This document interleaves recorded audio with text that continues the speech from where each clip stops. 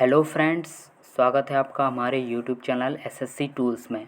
Friends, आज से हम रीजनिंग की क्लासेस स्टार्ट करने जा रहे हैं, जिसमें आपको 20 से 25 रीजनिंग के सेट्स मिलेंगे, जो आपके DSSB के अंतर्गत आने वाले सभी एग्ज़ाम्स के लिए इम्पोर्टेंट रहने वाले हैं। आप रीजनिंग में 20 आउट ऑफ 20 स्कोर कर सकते हैं, बशर्ते आपको हमारे सभी सेट्स पूरे कंप्लीट करने हैं। इससे आपको ये भी अंदाज़ा लग जाएगा कि आपको किस टाइप के क्वेश्चन पूछे जा रहे हैं और किस लेवल तक के क्वेश्चन पूछे जाते हैं। चैप्टर्स तो वही होते हैं, आपके वही चीज़ रिपीटेड होती हैं, भले वो DSSB का कोई भी एग्ज़ाम हो, PRT या TGT या LDC या लेखपाल, सभी में एक ही रूप होता है। रीजनिंग के क्वेश्चंस का जो प्रारूप है वो सभी में सेम है। तो आपको ये 20 सेट्स फॉलो करने हैं। इसके बाद आपको कहीं से कोई भी बुक उठाने की ज़रूरत नहीं है। आप 20 आउट ऑफ 20 स्कोर कर पाएंगे अगर आपने ये सारे सेट लगा लिए तो चलिए शुरुआत करते हैं फर्स्ट क्वेश्चन से। देखिए, इससे पहले जो 20 क्वेश्चंस होते हैं वो GS या GK के होते हैं। फर्स्ट से 20 क्वेश्चन, पहले क्वेश्चन से 20 क्वेश्चन GS के होते हैं। अगर आपको उसकी तैयारी करनी है तो वो भी हमने सेट डाल रखे हैं, आप प्लेलिस्ट में जाकर चेक कर सकते हैं। तो 21 से जो शुरू होते हैं वो रीजनिंग के क्वेश्चन है। तो अब पहला क्वेश्चन हम शुरू करते हैं। देखो, इसमें 21 में पहला क्वेश्चन समरूपता से पूछा है, समरूपता पूर्ण करें। आई होप आपको क्वेश्चन अच्छे से दिख रहा होगा। तो फर्स्ट क्वेश्चन है, जैसे ये गोल है, गोल को हमने इस तरह से लिखा है, तो इसी तरह पोस्ट को हम किस तरह से लिखेंगे। तो आपके 4 ऑप्शन दिए गए हैं। तो हमें ये फाइंड करना होता है कि गोल को हमने HPB के किस तरह से लिखा है। तो हम यहाँ लिख लेते हैं GOAL, गोल, और इससे हमने बनाया है HPBK। तो हमें ये फाइंड करना है इसमें कि कौन सा फॉर्मेट इसमें लागू हो रहा है जिससे गोल से ये अक्षर बन गए हैं।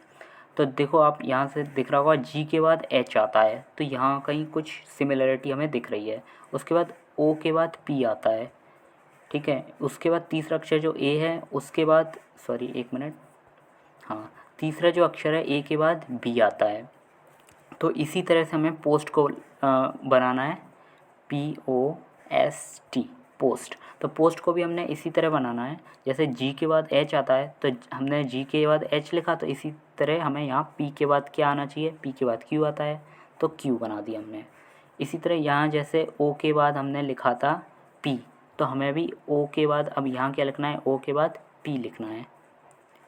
नेक्स्ट, उसके बाद यहाँ जब हमने A के बाद B लिखा था, इस वाली लाइन में A के बाद हमने यहाँ B लिखा है, तो आपको S की जगह S के बाद क्या आता है, T, तो T लिखना है। फिर लास्ट में जो होता है, पहले ये देख लेते हैं, ये चेक कर लेते हैं ये फॉलो हो रहा है किसी ऑप्शन में या नहीं। देखो QPT, तो QPT वाला ऑप्शन B ऑप्शन करेक्ट है, इसके अलावा QPT किसी में नहीं आ रहा है। QP हालांकि D में आ रहा है, लेकिन QPT केवल B में आ रहा है, तो आपको लास्ट वाला अक्षर चेक करने की ज़रूरत ही नहीं है। तो इससे पता लग गया आपका आंसर B हो जाएगा।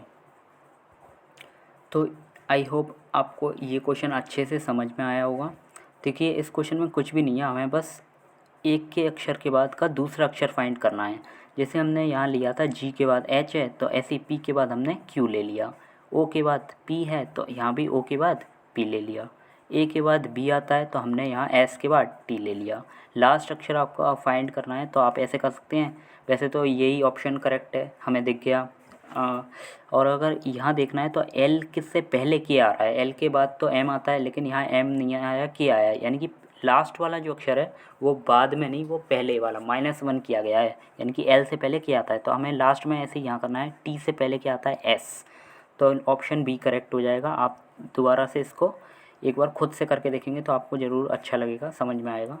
तो चलते हैं नेक्स्ट क्वेश्चन की ओर। तो नेक्स्ट क्वेश्चन है 22 नंबर का, जिसमें समरूपता पूर्ण करें। ये भी समरूपता वाला क्वेश्चन है। तो इसमें हमारा 9 को 8 लिखा गया है, देख लेते हैं। इसमें 9 को 8 लिखा है, तो कि ये किस फॉर्मेट में लिखा है, मतलब किस तरीके से लिखा है इसने 9 को 8। ऐसे हमें 16 को उसी तरीके से लिखना है जिस तरीके से 9 को इसने 8 लिखा है। तो आप देख सकते हैं, या तो -1 कर रहा है, ये 9 में से -1 करोगे तो 8 आएगा, अगर 16 में से -1 करोगे तो आपका 15 आंसर आना चाहिए। लेकिन यहाँ देख सकते हैं आपका कोई भी एक ऑप्शन ऐसा नहीं है जो 15 आंसर दे रहा हो, तो इसलिए ये तो ट्रिक नहीं लग रही है। तो अब आपको दूसरा कोई सॉल्व करने के लिए कुछ और सोचना पड़ेगा, कोई और तरीका। जैसे 9 आप देख सकते हैं, 9 किसका स्क्वायर है, 3 का स्क्वायर 9 है, तो 3 का स्क्वायर 9 है, हमने ऐसे लिख दिया। जबकि 8 किसका क्यूब है, 2 2 जा 4 2 जा 8, यानी कि 2 का क्यूब 8 है। आप ऐसे देख सकते हैं 2 2 जा 4 2 जा 8, 2 का जब 3 बार मल्टीप्लाई करेंगे यानी कि 2 की पावर 3 लगाएंगे तब 8 आ जाता है। तो इसी तरह से हमने यहाँ देखना है, जैसे 9 जो था वो किसका स्क्वायर था, 3 का, तो 16 इस हिसाब से किसका स्क्वायर है। जब 9 स्क्वायर है 3 का, 16 4 का स्क्वायर होता है, सभी को पता है 4 4 जैसे क्योंकि 16 होता है, ठीक है। और हिंदी वाले 4 चौक 16 ऐसे करके बोलते हैं ना। चलो आप देख लेना इसको। तो हमने 9 को क्या लिख दिया, 9 को 3 का स्क्वायर है ये, तो 3 3 जा 9। अब 3 में से 1 माइनस किया तो 2 आ गया। अब हम 4 में से, इसी तरह हमें 4 में से 1 माइनस करना है तो यहाँ 3 आ जाएगा। नहीं आई बात समझ में, तो दोबारा से देख लेते हैं एक बार। देखिए आपको करना क्या है, यहाँ इस क्वेश्चन में 9 जो है वो किसका स्क्वायर है, सबसे पहले ये फाइंड करना है हमें। 9 जो है वो 3 का स्क्वायर है, तो 3 3 या 9 होता है। इसी तरह हमें ये देख लेना है 16 किसका स्क्वायर है, 16 4 का स्क्वायर है, तो 4 4 या 16, इस तरह लिख लिया हमने। अब 3 2 जो है, सॉरी 8 जो है वो 2 का क्यूब है। 2 का क्यूब मतलब 2 का जब 3 बार मल्टीप्लाई करेंगे, 2 2 जा 4 2 जा 8, तो वो 8 बना रहा है। ये 2 आया कहाँ से, जब हमने इस 3 में से 1 माइनस किया तब 2 आया है। इसी तरह हमने इस 4 में से जब 1 माइनस करेंगे तो 3 आएगा, यानी कि एक पीछे जाना है। यहाँ स्क्वायर लगा था, यहाँ भी हमारा स्क्वायर लगा है, लेकिन अगले वाले में यहाँ क्यूब लगाया तो हमें भी यहाँ क्यूब लगा देना है। तो 3 का क्यूब क्या हो जाएगा, वही हमारा आंसर हो जाएगा। तो 3 का क्यूब यानी कि 3 × 3 × 3, तो 3 3 या 9, 9 3 या 27, आपका आंसर हो जाएगा 27, यानी कि आंसर नंबर ये ऑप्शन नंबर ए करेक्ट हो जाएगा। तो आप इसको एक बार प्रैक्टिस करना तो आपको खुद समझ में आएगा, क्योंकि रीजनिंग के क्वेश्चन जब तक आप खुद नहीं करेंगे तब तक आपको समझ में भी नहीं आएंगे। तो चलते हैं नेक्स्ट क्वेश्चन की ओर। नेक्स्ट क्वेश्चन है 23। वह शब्द चुनिए जो समूह के बाकी शब्दों से सबसे कम मिलता है, यानी कि ऑड वन चाटना है, जो 3 एक से हैं, एक सा नहीं है। तो देखो आप यहाँ देख सकते हैं, ये तो बहुत सिंपल क्वेश्चन है। झील, नदी, धारा, तीनों में पानी आता है, पानी से संबंधित है, लेकिन हवा ये अलग दिख रहा है, तो ऑप्शन सी इसका आंसर हो जाएगा। Next question 24। दोस्तों आपको अगर कोई भी डाउट हो या फिर कोई भी क्वेश्चन समझ में नहीं आया हो तो आप हमें कमेंट बॉक्स में लिख दीजिएगा, हम नेक्स्ट वीडियो में आपको ज़रूर वो डाउट आपका क्लियर कर देंगे। तो 24th क्वेश्चन देख लेते हैं। 24th क्वेश्चन में कहा गया है, वह संख्या ज्ञात करें जो दूसरों से भिन्न है। तो दूसरों से भिन्न है ये संख्या, यानी कि वही चीज़ ऑड वन फाइंड करना है हमें। तो देख लेते हैं, इसमें ये 4 संख्याएं हैं, तो इसमें ऑड वन क्या हो सकती है। तो आप यहाँ देख सकते हैं 5 और 1 6 है, और 7 यहाँ आ रहा है। आप तीनों को ऐड करना, 7 और 5 और 1 कितना हो गया, 13। तो इसी तरह हमें यहाँ ऐड करके देखना है, इसी तरह ऐड करके यहाँ देखना है। तो आपका कोई भी ऐसा मतलब ऑप्शन नहीं है जो इसको सही कर जाए, तो आपको कुछ और ट्रिक फाइंड करनी है। देखो दोस्तों, यहाँ हम देख सकते हैं इस जो क्वेश्चन में आपको अगर ध्यान से दिख रहा होगा 8 और 1 9 होते हैं, तो यहाँ 9 दिया है। 5 और 3 8 होते हैं, तो यहाँ 8 दिया है। 3 और 4 7 होते हैं, तो यहाँ 7 दिया है। 5 और 1 कितना हो जाना चाहिए, 6 होते हैं, लेकिन यहाँ 7 दिया है, तो ये गलत हो जाएगा कि नहीं। नहीं आया समझ में, तो दोबारा से देख लेते हैं हम एक बार, इसको इरेज कर देते हैं। देखिए ये सिंपल क्वेश्चन है, वैसे तो आपको आ ही जाना चाहिए समझ में। 3 और 4 यानी कि जैसे बी वाला ऑप्शन देख रहे हैं, बी वाला ऑप्शन भी दिया है 7 3 4। तो हमने जब 3 और 4 को ऐड किया तो 7 आया, और इससे पहले वाला डिजिट जो है वो 7 है। ऑप्शन सी दिया है 9 8 1। जब हमने 8 और 1 को ऐड किया तो 8 और 1 9, और इससे पहले वाला डिजिट भी 9 है। इसी तरह डी में देखेंगे 5 और 3, डी वाला जो दिया है वो दिया है 8 5 3। तो 5 और 3 का जब हम सम करेंगे तो 8 आना चाहिए, तो 8 आ रहा है। लेकिन ऑप्शन जो ए है वो इसको फॉलो नहीं कर रहा है, तो इसका आंसर क्या हो जाएगा, ऑप्शन ए।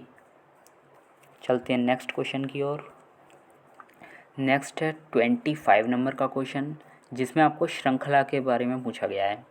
तो इसमें पूछा गया है कि ये जो श्रृंखला है इसमें पदों की संख्या कितनी है। देखिए पहला पद है 1 6, दूसरा पद है, तीसरा पद 11, चौथा पद 16, फिर डैश डैश डैश ऐसे करके बहुत सारे पद हैं और लास्ट में जो पद है वो 101 है। तो इसमें पूछा गया है नंबर ऑफ़ टर्म्स यानी कि पदों की संख्या कितनी है। तो दोस्तों जैसे आपका ये जो सीरीज़ बन रही है तो आपने इंटर में पढ़ा होगा या सीबीएसई में तो 10th क्लास में भी है एपी सीरीज़, अर्थमेटिक प्रोग्रेशन जिसे कहते हैं। तो एपी सीरीज़ होती क्या है तो सभी को पता होगा। जैसे हम 6 और 1 के बीच का डिफरेंस निकालें तो 5 आएगा। इसी तरह 11 और 6 के बीच का डिफरेंस निकालें तो 5 आएगा। हमें क्या करना होता है, डिफरेंस जब निकालते हैं तो हमें नेक्स्ट टर्म में से इससे पहले वाला टर्म माइनस करके देखते हैं। आपको उल्टा नहीं करना है। जैसे आपको दोबारा से एक बार देख लेते हैं। हाँ, तो हमें करना क्या होता है, 6 में से 1 माइनस करना है। 6 माइनस 1 तो कितना आया 5। इसी तरह हमें 11 माइनस 6 करना होता है। 11 माइनस 6 किया तो भी 5 आया। इसी तरह हमें 16 माइनस 11 तो कितना आया 5 आया। जब ये सभी संख्याएं सेम आ रही है यानी कि कॉमन डिफरेंस आ रहा है, एक डिफरेंस जो है वो कॉमन है, तो there is a common difference between the terms, so it is an AP. AP series है ये, आपको दिख सकता है यहाँ। जब डिफरेंस सेम है, कॉमन डिफरेंस है, तो ये सीरीज़ कौन सी होगी, एपी सीरीज़।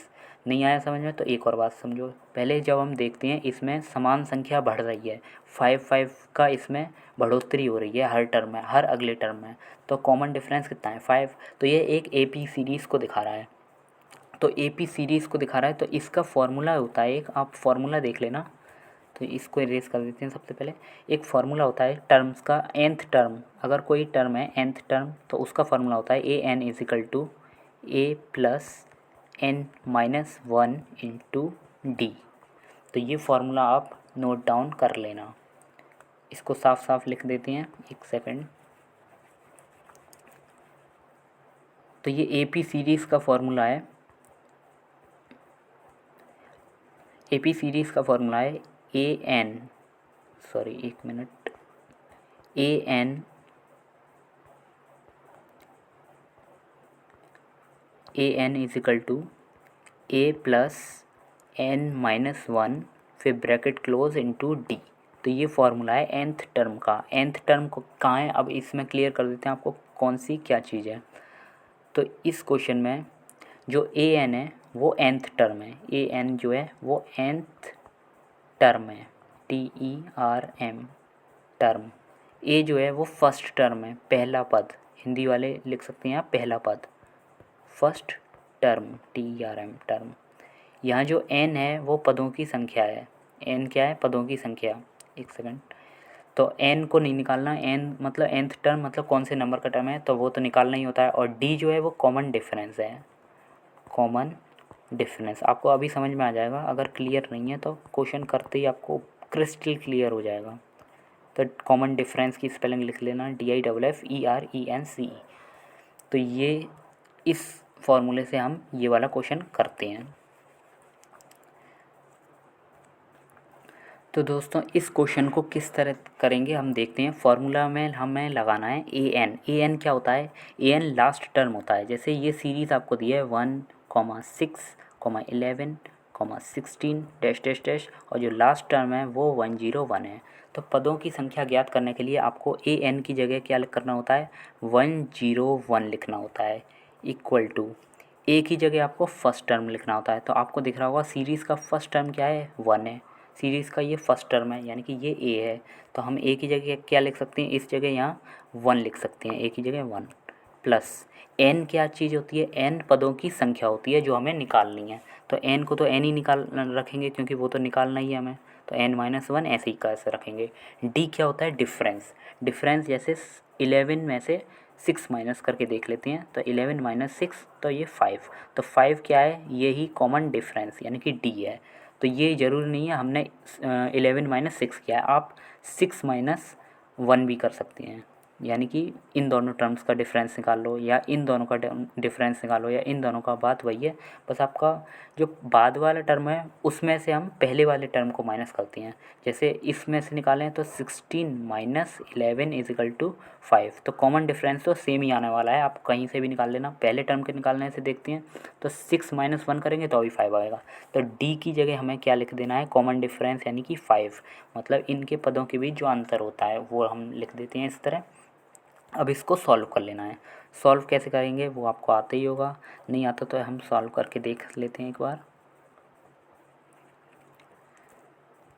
तो यहाँ 101 जो है उसको ऐसे लिखते हैं हम, 101 इक्वल टू 1 ऐसे ही कैसा लिखते हैं प्लस 5 का मल्टीप्लाई पहले n में करेंगे तो 5n हो जाएगा, 5n माइनस फिर 5 का मल्टीप्लाई 1 में करेंगे तो 5 1 जा 5 माइनस का माइनस।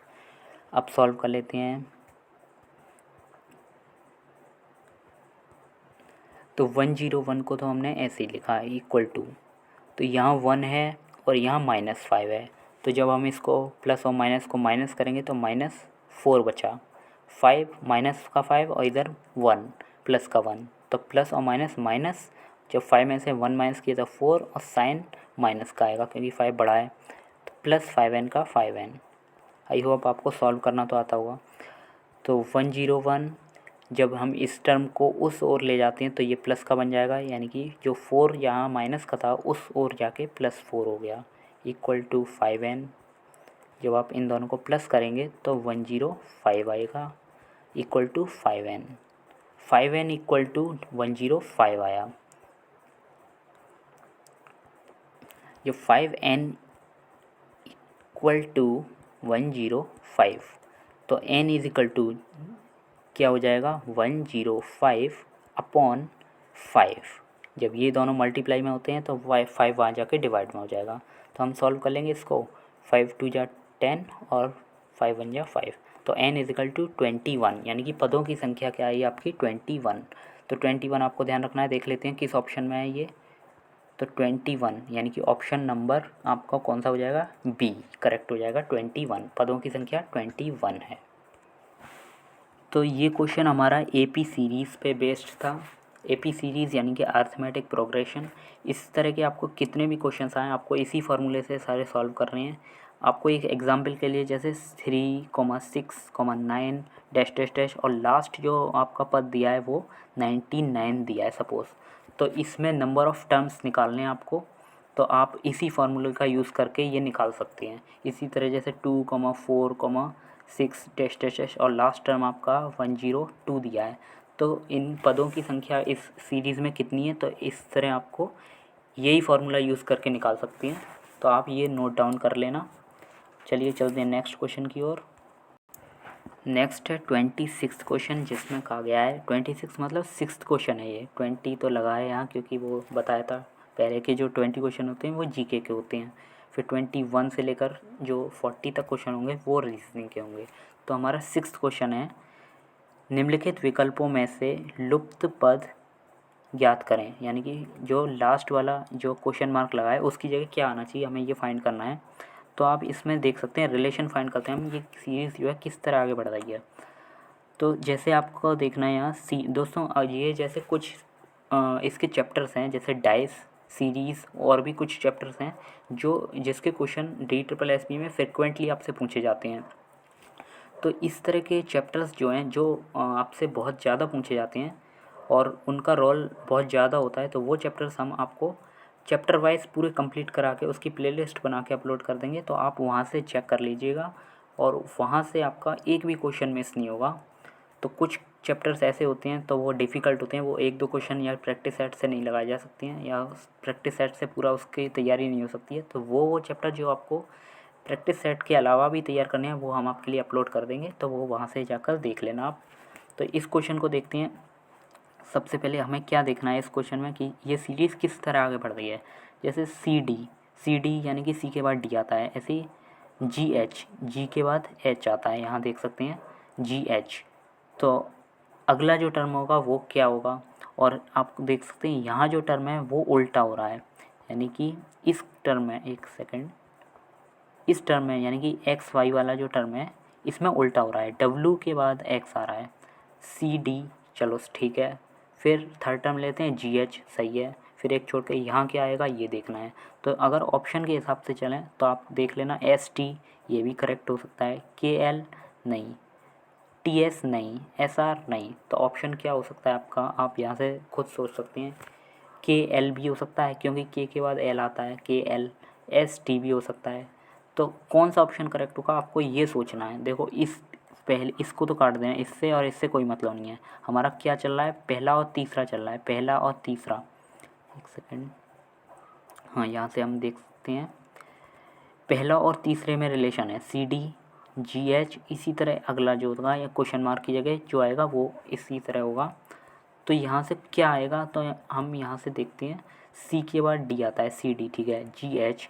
तो आप यहाँ से देख सकते हैं जी कैसे आया, तो जी ऐसे आया। देखो डी के बाद क्या आता है, डी के बाद ई और ई के बाद एफ़। तो ई एफ़ यहाँ मिसिंग है और इनने डायरेक्ट जी लिख दिया है। इस तरह जी के बाद एच आ गया, तो हमें भी एच के बाद दो मिसिंग करने हैं। एच के बाद क्या आता है आई जे, तो आई जे हमें भी मिसिंग करनी है। फिर के, और यहाँ जैसे सी के बाद डायरेक्ट डी लिख दिया है, जी के बाद एच लिख दिया है, तो हमें भी के बाद एल, के बाद एल लिखना है। तो इस हिसाब से हमारा ऑप्शन सी करेक्ट हो जाता है। तो अगर नहीं आया समझ में तो दोबारा एक बार समझ लेना आप। देखिए कुछ भी नहीं है, हमें इसमें देखना है इस क्वेश्चन में कि रिपीटेशन हो रहा है आपका। जैसे सी डी है, थर्ड जो स्टेप है वो जी एच है, एक छोड़ के एक सिमिलरिटी दी है, इसमें आपको फाइंड करना है डैश में क्या आएगा। तो जैसे सी के बाद डी आएगा, जी के बाद एच आता है, तो इसी तरह यहाँ क्या आएगा। तो जी ये कैसे आ गया आपको ये पता है, ठीक है। सी के बाद डी आना है, जी के बाद एच आना है, तो एस के बाद टी ये भी करेक्ट हो सकता है, के बाद एल आता है ये भी करेक्ट हो सकता है। तो इसमें से करेक्ट कौन सा होगा, तो ये फाइंड करने के लिए आपको ये देखना होगा कि डी के बाद इन्होंने जी कैसे लिखा है। तो आप यहाँ देख सकते हैं डी के बाद, सॉरी एक सेकेंड, हाँ ये जो डी है, डी के बाद इन्होंने जी इस तरह से लिखा है, डी के बाद ई आता है, ई और एफ़ को इन्होंने मिसिंग कर दिया है। इसी तरह मैं एच को, एच के बाद जो आएगा, एच के बाद आई और जे, तो हमें भी मिसिंग कर देना है आई और जे को। तो के आता है, के और एल। आई होप अब आपको समझ में आ गया होगा। अभी भी नहीं आया हो तो आप कमेंट कर देना, हम आपके लिए अच्छे से दोबारा से वीडियो बना देंगे। नेक्स्ट क्वेश्चन की ओर चलते हैं। तो जो हमारा नेक्स्ट क्वेश्चन है वो 27 नंबर का क्वेश्चन है। नेक्स्ट क्वेश्चन जो है वो 7 नंबर का क्वेश्चन है जो ब्लड रिलेशन से संबंधित है। इसमें क्या पूछा गया है, एक चित्र में एक व्यक्ति की ओर संकेत करते हुए अंजलि ने कहा, ये मेरी बहन के भाई के पिता के इकलौते पुत्र हैं। वह व्यक्ति अंजलि से किस प्रकार संबंधित है। तो इसको हम देख लेते हैं। इस तरह आपको करना है, जैसे एक चित्र में एक व्यक्ति की ओर संकेत करते हुए अंजलि ने कहा, सपोज़ ये अंजलि है और ये कोई चित्र है, इसकी ओर संकेत करते हुए अंजलि कह रही है। अब वो क्या कह रही है वो देखते हैं। ये मेरी बहन यानी कि अंजलि की बहन होगी। देखो इस क्वेश्चन को करने के लिए आपको पहले एक चीज़ बता देते हैं। अगर आपको मेल है, एक सेकंड, जैसे अगर मेल है, मेल के लिए आपको प्लस साइन लेना है, फीमेल के लिए आपको माइनस साइन लेना है, ठीक है। कुछ चीज़ें हैं ये बता देते हैं आपको। और अगर आपका जैसे हस्बैंड और वाइफ का रिलेशन है यानी कि पति पत्नी का रिलेशन है, जैसे ए और बी आपस में पति पत्नी है, तो आपको इस तरह सिंबल दिखाना होगा। तो ये सिंबल दिखाना होगा। अगर भाई बहन है तो आपको ए और बी सादा डैश लगाना है। सादा डैश मतलब भाई बहन, ए और बी भाई बहन है तो सादा डैश। तो और अगर ए बी पति पत्नी है तो इस तरह का साइन लगाना है। और जैसे अगर कोई ए जो है वह बी का पुत्र है, तो यानी कि बी पिता है, तो बी को ऊपर रख लिखेंगे और इस तरह का डैश लगाएंगे नीचे, मतलब जो पीढ़ी होगी ऊपर वाली वो ऊपर आती है। अगर बी के भी पिता की बात होगी तो उसके ऊपर आएंगे। तो इस तरह से हमें सिंबल लेके चलने होते हैं, जिससे हमें ध्यान रहता है कि किस तरह से ये ब्लड रिलेशन चल रहा है। तो जैसे अगर ए बी का, सॉरी एक सेकेंड, ए का पुत्र बी है, सपोज़ कोई क्वेश्चन में दिया है, तो ए का पुत्र बी है तो ए का पुत्र बी है, तो ए को हम ऊपर लेते हैं और बी को नीचे लेते हैं। ए का पुत्र बी है तो पुत्र है बी, तो इसलिए हमने प्लस साइन ले लिया है। पुत्र की जगह अगर यहाँ पुत्री होता तो माइनस साइन लेते। जैसे ए की पुत्री बी है, पुत्री मतलब डॉटर, डॉटर बी है तो हम माइनस साइन लेंगे। एक सेकेंड, तो माइनस साइन ले लिया डॉटर के लिए। तो ये कुछ बातें हैं इससे आप ध्यान रख सकते हैं, क्वेश्चन को इजीली सॉल्व कर सकते हैं। तो चलिए क्वेश्चन को सॉल्व करने की कोशिश करते हैं। इसमें क्या कहा गया है देख लेते हैं। तो अंजलि क्या कह रही है, ये मेरी बहन के, यानी कि अंजलि जो है, अंजलि की बहन, अंजलि की कोई बहन है। तो बहन भाई को हमने बताया था सिंगल डैश से दिखाते हैं, और बहन है तो माइनस से दिखाती हैं। तो इसमें कोई नाम तो दिया नहीं है, तो हम सिंपल माइनस लगा के और ब्रैकेट, सॉरी आवाज़ डिस्टर्ब है उसके लिए। तो ए, इसमें क्या कहा गया है, ए मेरी बहन के भाई के पिता के इकलौते पुत्र हैं। तो ये मेरी बहन के, तो अंजलि कह रही है ये मेरी बहन, तो अंजलि की बहन, ए से अंजलि है, अंजलि की बहन, बहन को हमने डैश से दिखाया है। बहन है अंजलि की, इसलिए हमने माइनस साइन लिया है। हमने बताया था फीमेल के लिए माइनस साइन लेती है, इसलिए हमें माइनस साइन लिया है। तो दोबारा इसको अच्छे से ड्रॉ कर लेते हैं। अंजलि ये है, और अंजलि की बहन हो गई ये माइनस कोई, ये कोई लेडी है, बहन है इसलिए हमने सिंगल डैश लगाया है। तो ये मेरी बहन के भाई, बहन का भाई है कोई, तो ये बहन का भाई है तो हम सिंगल डैश लेंगे, और बहन का भाई है तो प्लस साइन लगाएंगे। ये दोस्तों अगर यहाँ पति पत्नी होता तो हम इस तरह साइन लगाते, लेकिन अभी हमने सिंगल डैश लगाया है क्योंकि ये बहन भाई का रिलेशन दिखा रहा है, तो इसलिए हमने इन दोनों के बीच में सिंगल डैश लगाया है। ये सिंगल डैश, एक सेकेंड।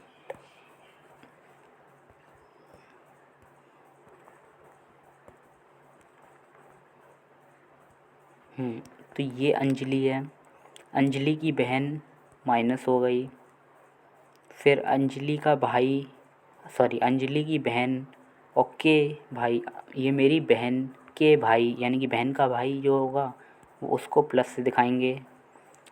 बहन का भाई ये हो गया प्लस वाला। के पिता, अब भाई जो है इनके भी पिता, इनके पिता हैं तो ऊपर वाली पीढ़ी में, और पिता हैं तो प्लस दिखाएंगे, माता होती तो हम माइनस के दिखाते। तो के पिता के इकलौते पुत्र हैं, यानी कि ये जो पिता हैं इनके इकलौते पुत्र, तो ये प्लस वाला ही हुआ। तो यहाँ हम देख सकते हैं अंजलि की बहन ये है, का भाई ये है, और इसके भी पिता ये हैं। तो अंजलि की बहन ये है, फिर इसके भी भाई ये है, और इसके भी पिता ये प्लस वाले दिखाया गया है। तो पिता के इकलौते पुत्र, यानी कि ये जो प्लस हैं इसका इकलौता पुत्र ये है, ये जिसको हम सर्किल से दिखा रहे हैं ये, और इसका ये पिता हैं, और ये पिता के इकलौता पुत्र कौन है, ये प्लस वाला, ये प्लस वाला इसका इकलौता पुत्र है। यानी कि जाहिर सी बात है अंजलि लेडी है। अब आपको लग रहा होगा यहाँ लेडीज़ जेंट्स, दोस्तों इस क्वेश्चन में लेडीज़ जेंट्स जब ही फाइंड करते हैं जब हमें कुछ संकेत मिलता है। नाम जैसे प्रीत है, तो प्रीत लेडीज़ का भी नाम होता है जेंट्स का भी, तो इसलिए आपको तभी साइन लगाना है जब आप कंफर्म हो जाएं कि हाँ ये लेडीज़ है। तो इकलौता पुत्र की बजाय इकलौता पुत्र होने का मतलब ये है कि जैसे ये पिता हैं, ये जिसको हम सर्कल करके दिखा रहे हैं ये पिता हैं, और ये इसके इकलौते पुत्र हैं। तो इकलौते पुत्र, और इकलौते पुत्र ये हो गए तो इनके भाई बहन या जो भी होंगे, तो भाई तो होने से रहे क्योंकि इकलौते पुत्र हैं, तो इसके जो सिबलिंग्स होंगे, ये जो चीज़ें, ये दोनों बहनें होंगी, भाई नहीं हो सकता क्योंकि ये इकलौते पुत्र हैं। तो इसलिए हमने माइनस साइन लिया है। तो अंजलि क्या है, अब लेडीज़ है जो इसकी बहन है। आगे देख लेते हैं कि इकलौते पुत्र हैं, तो वह व्यक्ति अंजलि से किस प्रकार संबंधित है। तो व्यक्ति किस प्रकार संबंधित है, तो ये पूछा गया है। तो देखो व्यक्ति को संकेत करती है अंजलि का, ये मेरी बहन के भाई के पिता के इकलौते पुत्र हैं, यानी कि बहन बहन अंजलि की बहन के भाई के पिता के इकलौते पुत्र। तो इसका मतलब क्या है, समझ गए आप। तो दोस्तों यहाँ एक और बार डायग्राम आपको शेयर कर देते हैं तो ताकि आपको अच्छे से समझ में आ जाए। तो ये अंजलि क्या कह रही है, देखना, ये अंजलि क्या कह रही है, अंजलि कह रही है कि चित्र की ओर इशारा करती है, और वो कहती है कि एक सेकंड। तो अंजलि कह रही है कि अंजलि का कहना है कि जिस तस्वीर में जो भी तस्वीर की ओर संकेत कर रही है अंजलि, तो ये कह रही है ये मेरी बहन, अंजलि की बहन ये हो गई, बहन के भाई, बहन के भाई ये हो गए प्लस से, के पिता, तो भाई के पिता ये हो गए, और पिता के इकलौते पुत्र, यानी कि पिता के इकलौते पुत्र यही हैं क्योंकि ये प्लस से दिखाया गया है। तो पिता के इकलौते पुत्र ये हैं। तो ये व्यक्ति जिस पे गाड़ी रुकी है वो अंजलि से किस प्रकार से संबंधित है। तो यहाँ साफ नज़र आ रहा है ये अंजलि का भाई है, क्योंकि ये सभी एक पीढ़े के हैं, ऊपर से एक ही पिता के हैं ये तीनों, क्योंकि ये भाई बहन हैं। तो इसलिए प्लस और माइनस, प्लस ये वाला प्लस और ये ए जो है वो किस तरह संबंधित है, भाई बहन है। तो साफ यहाँ कोई ऑप्शन करेक्ट नहीं है, क्योंकि ये चचेरा भाई तो है नहीं, सगा भाई है, क्योंकि ये भाई बहन दिखाया गया है। तो इनमें से कोई नहीं ऑप्शन आपका करेक्ट हो जाता है। नेक्स्ट क्वेश्चन की ओर चलते हैं। नेक्स्ट क्वेश्चन ये भी ब्लड रिलेशन से संबंधित है, तो ये भी देख लेते हैं। इसमें कहा गया क्यू की माता, तो ये कह रहा है क्यू की माता पी की बहन एम की पुत्री है, एस पी की पुत्री तथा टी की बहन है, तो एम टी से किस प्रकार संबंधित है। तो देख लेते हैं ये कैसे होगा। तो क्वेश्चन में कहा गया है क्यू की माता, यानी कि क्यू ये है और क्यू की माता यानी कि माता को ऊपर रखेंगे और माइनस से दिखाएंगे क्योंकि माता फीमेल है। तो क्यू की माता पी की बहन, तो क्यू की माता ये जो माइनस से दिखाई गई हैं ये पी की बहन है, यानी कि पी यहाँ कोई इंसान है, पी की बहन, और एम की पुत्री है, यानी कि ये जो माइनस है वो एम की पुत्री है। तो एम, एक सेकंड यहाँ जगह कम है तो नीचे बनाना पड़ेगा थोड़ा। तो इसमें क्या गया कहा गया है क्यू की माता, क्यू ये है, क्यू की माता, माता यानी कि ऊपर बनाएंगे और माइनस से दिखाएंगे क्योंकि माता फीमेल है। क्यू की माता पी की बहन, यानी कि पी इसका भाई है तो पी की बहन हो गई, और एम की पुत्री, एम की पुत्री यानी कि एम इनके पिता या माता होंगे, तभी तो एम की पुत्री है ये। तो ये होगा क्यू की माता जो है ना, क्यू की माता ये माइनस दिखाया गया है जिन्हें, तो वो ये जो माइनस दिखाया गया है ये क्यू की माता है, लेकिन ये एम की पुत्री हैं, इसलिए एम को हमने ऊपर दिखाया गया है क्योंकि एम इनके पिता हो गए। एस पी की पुत्री, तो एस पी की पुत्री, पी की पुत्री यहाँ एस हो गई, एस जो है पुत्री है तो माइनस दिखा दी, एस पी की पुत्री। और टी की बहन है, टी की बहन है यानी कि यहाँ कोई इंसान होगा वो टी होगा और टी की बहन हो गई एस। एम टी से किस प्रकार संबंधित हैं, तो एम और टी का रिलेशन पूछा है इसमें, तो आप देख सकते हैं एम और टी का रिलेशन क्या होगा। देखो एम कोई इंसान है, अब ये फीमेल है या मेल है ये कुछ नहीं पता हमें, तो इसलिए हम अभी कुछ नहीं कहेंगे इसके बारे में। फिर एम की जो ये पुत्री है माइनस, और ये जो है ये पुत्र हैं क्योंकि ये दोनों भाई बहन हैं, माइनस ये वाला और ये पी दोनों भाई बहन हैं, क्योंकि भाई बहन को हमने इससे दिखाया है सिंगल लाइन से। तो ये दोनों भाई बहन हो गए, और एम का ये कौन है, पी, एम का ये पुत्र है, या फिर इसके बारे में हमें कुछ नहीं पता क्योंकि प्लस माइनस कुछ नहीं दिखाया है। फिर पी का ये पुत्र है और ये भी, ये दोनों पी के बेटे हैं, पी के बेटे हैं, यानी कि अगर हम एम और टी की बात करें तो ये किस तरह संबंधित होंगे, साफ तौर पर दिख रहा है। या तो ये अगर पी जो है वो प्लस हुआ तो ये इनके दादा दादी हुए, तो क्योंकि पी के बच्चे जो हैं टी, पी का बच्चा टी जो होगा वो एम से किस प्रकार संबंधित, तो दादा दादी होंगे। और अगर पी लड़की हुई तो नाना नानी होंगे। तो इस ऑप्शन में इस हिसाब से हमें क्या दिख रहा है, ऑप्शन कौन सा वाला करेक्ट दिख रहा है, तो आप कह सकते हैं दादा या दादी, दादा दादी होंगे। ठीक है, नहीं आया समझ में तो दोबारा देख लो आप, सिंपल से एक बार में समझ में आ जाएगा अच्छे से। देखो इसमें क्या कहा गया है क्यू की माता, तो हमने सबसे पहले क्यू बना लेना है, क्यू की माता है तो माता को माइनस से दिखा दिया। तो क्यू की माता पी की बहन है, तो जो माता है वो पी की बहन है, पी की बहन है, ये पी है, ये पी की बहन हो गई। पी की बहन कौन हो गई, ये जिस पे हम सर्कल करके दिखा रहे हैं इस समय ये। और एम की पुत्री है, एम की पुत्री कौन है, ये क्यू की जो माता है ये है एम की पुत्री, यानी कि एम ये है कोई इंसान और एम की पुत्री हो गई ये क्यू की माता, क्यू की माता ये, और ये एम की पुत्री यानी कि ये। अब एस पी की पुत्री है, एस जो है वो पी की पुत्री है, एस यानी कि पी की बेटी एस है, तो एस को हमने माइनस से दिखाया है क्योंकि पुत्री यानी कि बेटी है। और टी की बहन है, एस जो है वो पहले तो पी की पुत्री हो गई और टी की बहन है, यानी कि टी यहाँ कोई है और टी की बहन, ये भी बहन भाई हो गई, एस और टी यहाँ दिख रहे होगा, ये दोनों बहन भाई हो गए। तो इसमें ये पूछा है संबंध एम और टी का, तो एम और टी का संबंध किस तरह से, तो आप बता सकते हैं एम की तो ये तो बेटी है और ये या तो बेटा होगा या बेटी होगी, जेंडर कंफर्म नहीं है इसमें, और बेटी या बेटे का भी बेटा कौन हुआ, या तो ये दादा दादी हो गए या नाना नानी। एम जो है वो टी का या तो नाना नानी या दादा दादी। तो इस तरह हिसाब से ये ऑप्शन करेक्ट हो जाएगा, ऑप्शन डी। चलते हैं नेक्स्ट क्वेश्चन की ओर। नेक्स्ट है 29 नंबर का क्वेश्चन, जिसमें कहा गया है रीना, इसमें एक सेकेंड, हाँ, रीना सुनीता से दुगनी बड़ी है।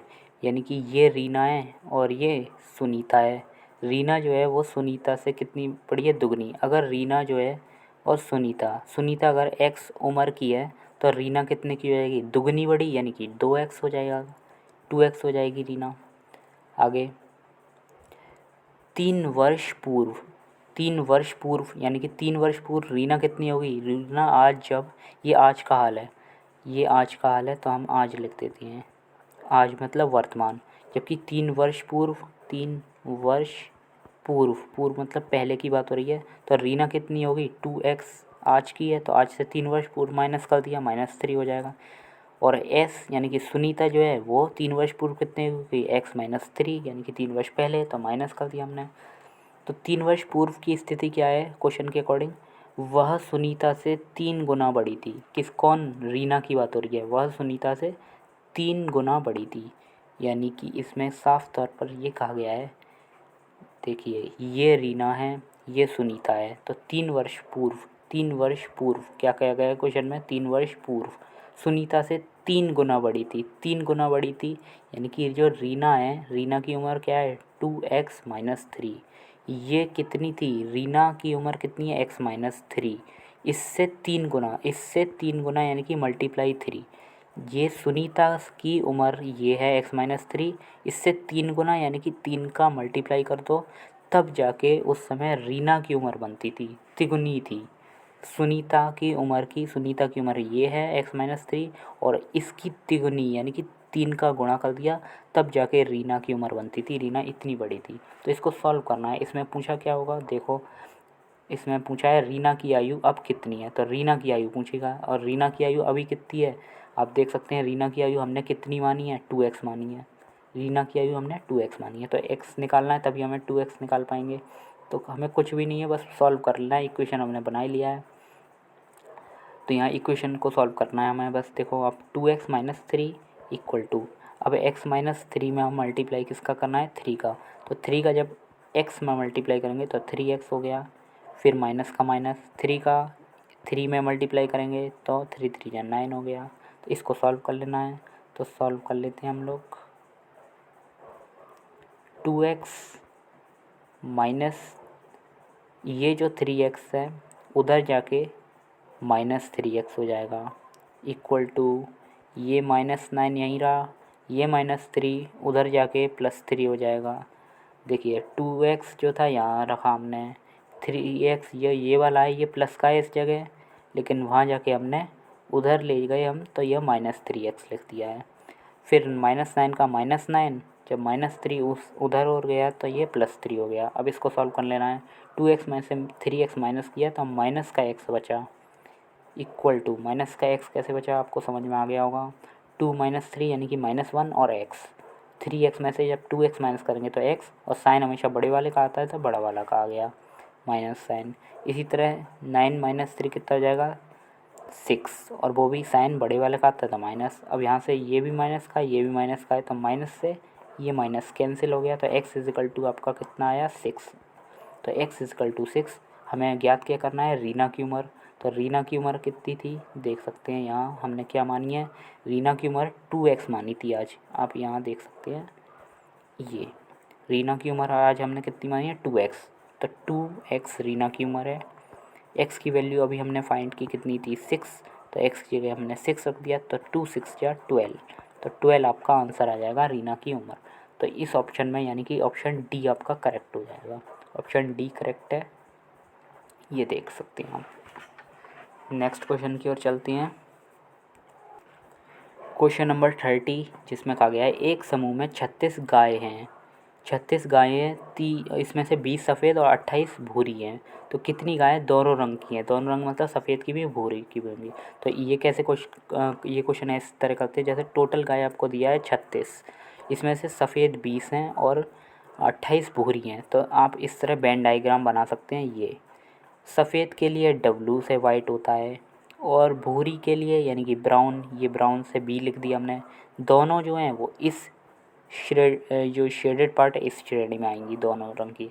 36 गाय हैं टोटल, तो ये जो है वो पूरा 36 पार्ट है। 36 गाय दोनों में से 20 सफ़ेद, जो वाइट हैं वो 20 हैं, तो 20 लिख दिया हमने। अच्छा, 20 जो है वो शेडेड पार्ट में भी इंक्लूड हैं। 28 भूरी हैं, तो ब्राउन की जगह मैंने 28 लिख दिया। 28 ब्राउन है, भूरी हैं, तो दोनों गाय किस रंग की है, हमें क्या पता कितने रंग की है। हम ये मान लेते हैं जो शेडेड पार्ट है दोनों रंग वो एक्स है, सपोज़ ये जो है एक्स है। अब आपको यहाँ ध्यान से देखना है टोटल कितनी गायें हैं। आपको यहाँ लिखा है 36 गायें हैं, तो हम लिख देते हैं 36। ये क्वेश्चन कैसे सॉल्व करते हैं ध्यान से देखना आप। 36 इसको लिख दिया टोटल गाय इजिकल टू। अब वाइट पार्ट में देखना है आपको, इस पार्ट में वाइट पार्ट में ये जो पार्ट सर्कल करके हम दिखा रहे हैं इस पार्ट में आपको कितना है, ये टोटल कितनी है 20, तो 20 लिख दी। एक्स तो 20 में ही आ गया है, प्लस अब दोबारा से हम इस पार्ट में देखेंगे तो इस पार्ट में कितनी है आपकी 28, तो हमने 28 लिख दिया। जब हमने इस दोनों को प्लस किया तो x जो है वो 20 के साथ भी काउंट हो गया, इसके साथ भी काउंट हो गया, और x जो है वो b यानी कि ब्राउन के साथ भी काउंट हो गया, यानी कि x दो बार काउंट हो गया। तो x को एक बार हमें निकालना पड़ेगा, तो इसलिए हमने -x कर दिया, तब जाके ये 36 के सम के इक्वल हो पाएगा। नहीं आया समझ में तो आप दोबारा से समझ सकते हैं। यहाँ वैसे तो ये बहुत सिंपल चीज़ है, नहीं आ रही तो आप यहाँ से इस तरह करना है। आपको जो टोटल दिया हो, टोटल आपको 36 लिखनी है। 36 जो है टोटल, उसको जो वाइट दी है वो 20 लिख दी हमने, फिर ब्राउन दी है वो लिख दी, और -x कर दिए। इसकी वैल्यू फाइंड कर लेनी है, फाइंड कर लेते हैं। 36 इक्वल टू 20 और 28 कितना हो गया 48 -x। तो -x हम कैसे सॉल्व करेंगे, कर लेना आप। -x को हम उधर ले गए तो +x हो गया, इक्वल टू 48 यहीं रह गया।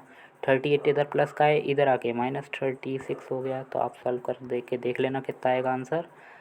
जब 48 में से 36 माइनस किया तो 12, x इज़िकल टू 12 आंसर आया।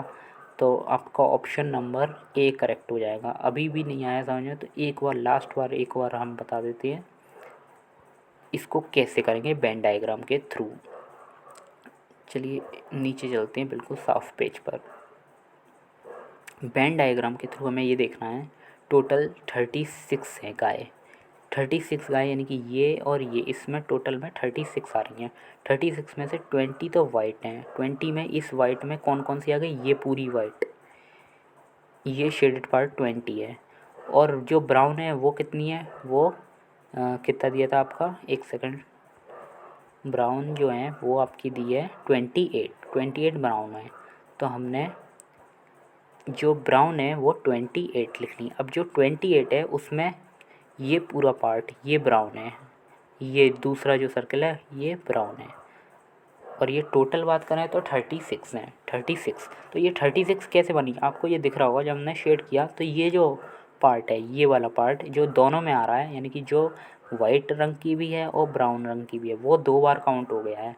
तो 2 बार काउंट हो गया तो एक बार आपको निकालना पड़ेगा, तब उसकी संख्या 36 के बराबर होगी। यानी कि ये गाय 2 बार गिनती में आ गई हैं, ये वाली शेडेड पार्ट वाली। तो इसको सिंपली आपको करना क्या है, 20 प्लस 28, तो 20 प्लस 28 में से ये जो शेडेड पार्ट है ये आपको एक बार माइनस कर देना है, क्योंकि ये 2 बार काउंट हो गया है। तब जाके हमें पता लग गया असली गायों की संख्या कितनी है, 36। तो इसको सॉल्व कर लेना है तो सिंपल आपका निकल आएगा आंसर। अब तो आ गया होगा। तो चलते हैं नेक्स्ट क्वेश्चन की ओर। नेक्स्ट है 31st क्वेश्चन, जिसमें डाइस के बारे में पूछा है। तो दोस्तों डाइस के बारे में हम पूरा चैप्टर आपको पूरी सीरीज़ एक वीडियो में कंप्लीट करा देंगे। मुश्किल से 40 मिनट का वीडियो होगा और आपका डाइस पूरा एक, फिर आपको कुछ ज़िंदगी में कभी डाइस देखने की ज़रूरत ही नहीं पड़ेगी। खैर इस क्वेश्चन की बात करते हैं। तो इस क्वेश्चन में क्या पूछा गया है, देखिए नीचे दिया गया कागज़ घन के रूप में मोड़ा गया तो Q के विपरीत कौन सा अक्षर होगा। Q के विपरीत क्या होगा, सिंपल, सबसे सिंपल क्वेश्चन होता है। आपको फर्स्ट और थर्ड को देखना है। जैसे फर्स्ट और थर्ड को, तो सबसे पहले सीरीज़ लाइन को देखते हैं। इस लाइन को देखना, आप इस लाइन को देखना। तो इस लाइन को अगर हम देखें तो ओ जो है, ओ और एल ये पहले और तीसरे नंबर पर है, यानी कि ओ तो एल के विपरीत होगा।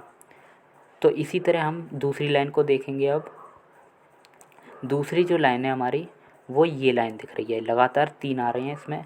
तो इसमें पी और एम पहला और तीसरा, यानी कि पी और एम एक दूसरे के विपरीत होंगे। जो पहला और तीसरा होता है वो एक दूसरे के विपरीत होता है, और जो रेस्ट होगा अब वो एक दूसरे के विपरीत हो जाएगा। देखो ओ और एल हो गया आपका, ओ का खेल ख़त्म, एल का खेल ख़त्म, क्योंकि ये पहले और तीसरे नंबर पे हैं और लाइन में है, तो इन दोनों का खेल ख़त्म। इसी तरह पी और एम का खेल ख़त्म, क्योंकि ये भी पहले और तीसरे नंबर पे हैं। तो बचे कितने, बचे कौन सा, क्यू वाला बचा और एन वाला बचा। तो क्यू और एन एक दूसरे को विपरीत हो जाएंगे। तो क्वेश्चन में आपसे यही पूछा है, देख लेते हैं। क्वेश्चन में ये पूछा है क्यू के विपरीत क्या है, तो क्यू के विपरीत क्या है, एन आ गया आपका आंसर।